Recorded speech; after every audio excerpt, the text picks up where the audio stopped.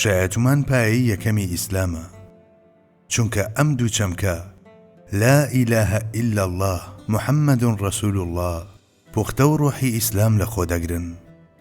یەکەمیان بریتیە لە تەرجومەکردنی ئیزعانی دڵ و بەشایەتگرتنی هەموو گەردیلەکانی وجود بەوەی کە جگە لە ئەڵڵا پەرسترا و ویسراوێکی دیکەی حەقبوونی نییە. دووەمیشیان بریتیە لە داننان بە پێغەمبەریەتی هەموو پێغەمبەراندا لە شەخسی حەزرەتی محەممەددا صەڵی الله عەلەیه وسەلەم، چونکە پێغەمبەرمان صەڵی الله عەلەیه وسەلەم دوایین قافیەی هۆنراوەی پێغەمبەریەتیە و نوێنەر و تەزدیقکاری هەموو ئەو پایانەیە کە ڕاستیەتیان نەشێواوە و ڕاستکەرەوەی هەموو ئەو بەهایانەیشە کە لە ئەنجامی لادان شێواون. هەموو تەکان هاتوون و لەودا کۆبوونەتەوە، ئەوی ژمۆری خۆی لێداون و پێشکەوتنی مرۆڤایەتی تەنها بەهۆی ئەوەوە کامڵ بووە.